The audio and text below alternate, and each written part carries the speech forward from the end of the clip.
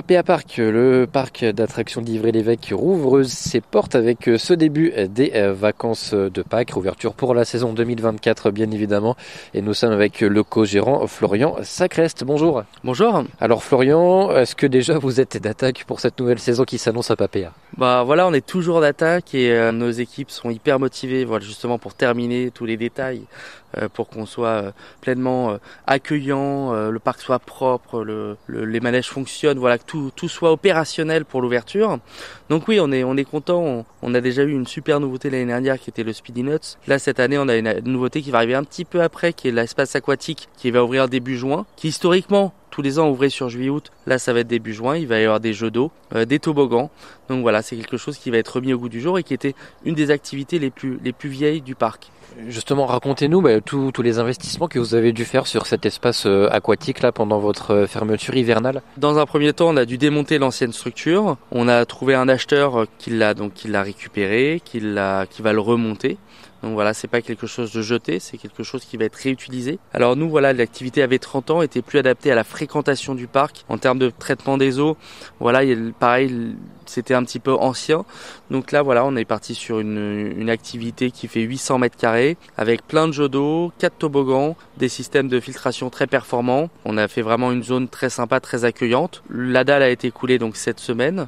Dans 2 semaines, à partir de début mai, sera installé sur cette dalle-là un revêtement de 4 mm de caoutchouc qui permettra de ne pas glisser et surtout, si on tombe, de pas se faire mal, d'amortir les chocs. Puis après, les jeux vont être montés à partir du 15 mai pour ouvrir fin mai, début juin. Au-delà de cet espace aquatique, vous avez aussi pas mal fait de travaux d'embellissement, notamment pour apporter un peu de verdure et des espaces ombragés en cas de forte chaleur, ce qui est souvent le cas pendant l'été. Exactement, justement là on se trouve entre le roller coaster, la grande roue et le splash.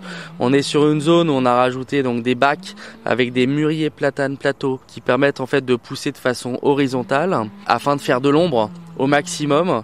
On a rajouté des bacs avec des arbres, avec des oliviers. L'idée, tous les ans, donc on rajoute de la verdure, des végétaux. On a planté environ une 50aine d'arbres sur le parc. On a rajouté aussi des abris en face du grill. Il y a un abri de 300 mètres carrés qui a été créé pour accueillir donc la terrasse de la restauration, pour être protégé de la pluie et du soleil quand il fait trop chaud ou quand il fait moins beau. Donc l'idée, c'est de couvrir au maximum, d'ombrager au maximum. C'est une décoration, donc la végétation, une décoration naturelle qui est très belle. On a aussi rajouté des gros cailloux, des gros rochers qui font 1,50 m de diamètre un peu partout dans le parc, justement aussi pour rajouter du visuel naturel dans le parc. Donc voilà, on a travaillé d'arrache-pied pour présenter un parc là pour l'ouverture, pour les vacances de Pâques, qui soit le plus beau possible. Pour celles et ceux là qui ne connaissent pas forcément, si on fait un petit tour du propriétaire radiophonique rapidement, donc on a évoqué l'espace aquatique, mais qu'est-ce qu'on peut retrouver là? On est typiquement devant la grande roue, qu'est-ce qu'il y a d'autre? Donc il y a des manèges beaucoup plus emblématiques comme le train de la mine par exemple, qui se trouve plus à l'entrée du parc à côté du carrousel.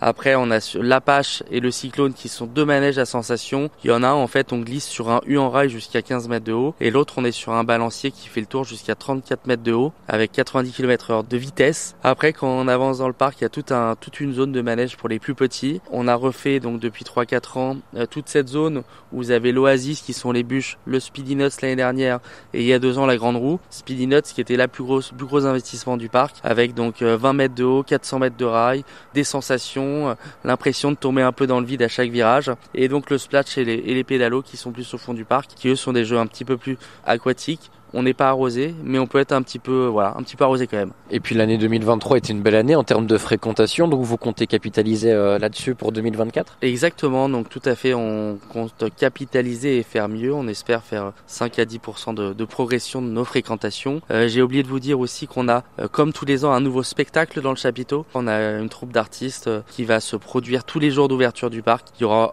entre une et plusieurs représentations en fonction de la fréquentation du parc. L'idée c'est que tous nos visiteurs qui souhaitent le faire puissent aller voir ce spectacle. Donc voilà, ça va être sur le thème de la couleur. Je vous laisserai découvrir. Puis une partie aussi restauration et boutique, toujours repensée, réaménagée pour un meilleur accueil du public. Exactement. Sur la partie restauration, on a fait très attention donc au panier moyen de nos visiteurs.